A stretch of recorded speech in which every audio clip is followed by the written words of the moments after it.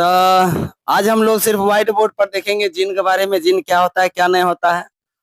सब लोग जिन के बारे में समझते होंगे, लेकिन कुछ लोग जिन के बारे में बहुत समझते हैं कि वो जिन पकड़ लेता है।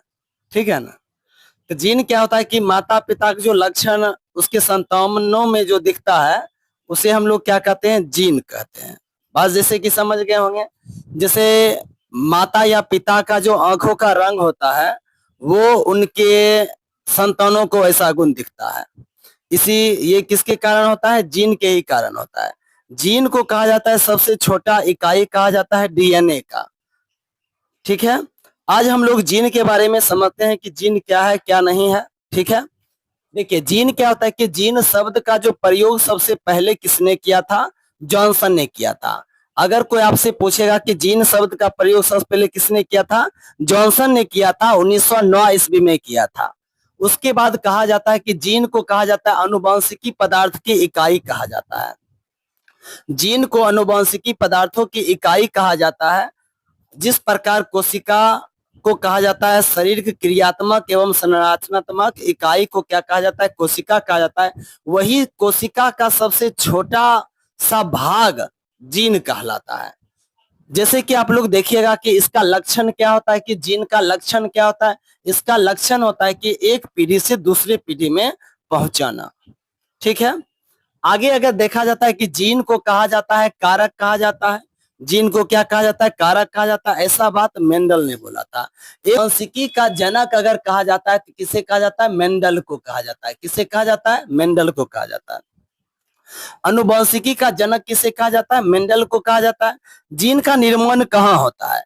जीन का निर्माण होता है कोशिका में ही होता है। कोशिका में क्या होता है कि कोशिका में सबसे पहले क्या रहता है? केंद्रक रहता है। केंद्रक में क्या रहता है? क्रोमेटिन जाल एगो रहता है। और क्रोमेटिन जाल में क्या रहता है? डीएनए रहता है। और डीएनए में क्या रहता है? जीन रहता है। डीएनए में क्या रहता है? जीन रहता है। आगे अगर हम बातचीत करते हैं कि डीएनए का एक छोटा सा हिस्सा जिसे हम लोग क्या कहते हैं? जीन कहते हैं। डीएनए का सबसे छोटा सा इकाई को क्या कहा जाता है? जीन कहा जाता है। और कहा जाता है कि प्रत्येक सामान्य मनुष्य में जीन का जो संख्या होता है 20,000 से लेकर के 25,000 तक होता है। जिसमें से अगर कहा जाता है जो माता और पिता का अगर हम बात करते हैं, माता और पिता का जो बात करते हैं, माता और पिता, इससे जो संतान उत्पन्न होता है, इससे जो संतान उत्पन्न होता है 50% जो रहता है माता का जीन और 50% जो रहता है पिता का जीन मिलता है। जिसके कारण हम लोग कह सकते हैं कि देखो इसका आंख जो है पप्पा सनक है, इसका आंख क्या कहते हैं नाक मम्मी सनक है। इतना समझ गए होंगे। लेकिन क्या होता है कि कुछ ऐसा गुण जो रहता है जो माता पिता से भिन्न होता है। जैसे जीन का बदलाव भी होता है। किसका बदलाव होता है? जीन का बदलाव भी होता है। जीन का बदलाव होना क्या कहलाता है? म्यूटेशन कहलाता है। क्या कहलाता है?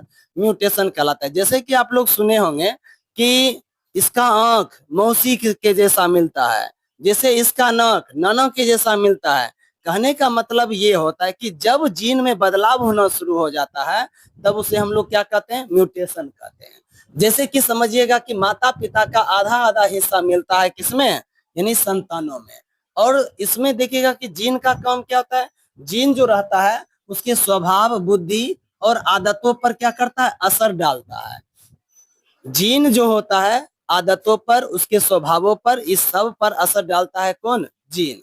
जैसे कि देखिएगा अगर इस कोई मतलब उसके खानदान में अगर कोई अगर एक पागल सा जैसा करते रहता है तो उसके संतान भी उसी तरह से करना शुरू करता है। उसकी पीढ़ी में किसी से ना किसी से वह गुण मिलता है। इसीलिए कहा जाता है कि अगर मतलब इसका जो स्वभाव होता है, बुद्धि होता है और क्या होता है आदतों पर, ये सब क्या करता है? जीन असर डालता है। आगे कहा जाता है कि जीन ना तो सिर्फ इंसानों में बल्कि पेड़ पौधा जीव जंतु पशु पक्षी सब में पाया जाता है। जिसके कारण वो क्या होता है उसमें कोई भी तरह के बदलाव धीरे धीरे करके बदलाव होते चला जाता है। ठीक है। जीन काम क्या करता है? शरीर के गुण को तय करता है जीन। अगर कोई पूछेगा कि जीन का काम क्या होता है तो जीन का जो काम होता है शरीर के गुणों को तय करता है। जैसे कि आंखों का रंग, बालों का रंग, लंबाई इत्यादि। जैसे आप लोग देखे होंगे अगर पिता लंबा है माता यदि अगर नाटा है तो उसका संतान या तो नाटा हो सकता है या तो लंबा हो सकता है, या तो दोनों के बीच में भी रह सकता है, या तो हो सकता है उसके अगले पीढ़ी पर डिपेंड करता है, उसका पीढ़ी कोई न कोई अगर छोटा होगा तो उसका संतान भी छोटा होगा, या उसके पीढ़ी में अगर कोई लंबा होगा तो हो सकता है उसके माता और पिता से भी ज्यादा लंबा उसका संतान भी हो सकता है। अब कहा जाता है कि जीन जो होता है गुणसूत्र पर स्थित रहता है। कहाँ रहता है? गुणसूत्र पर स्थित रहता है। और यह किसका बना हुआ रहता है? जीन डीएनए से बना हुआ रहता है। किसका बना हुआ रहता है? डीएनए से। और 50-50% जो रहता है मिलता है माता और पिता का गुण। तो जीन के बारे में सिर्फ आज हम लोग इतना ही जानते हैं।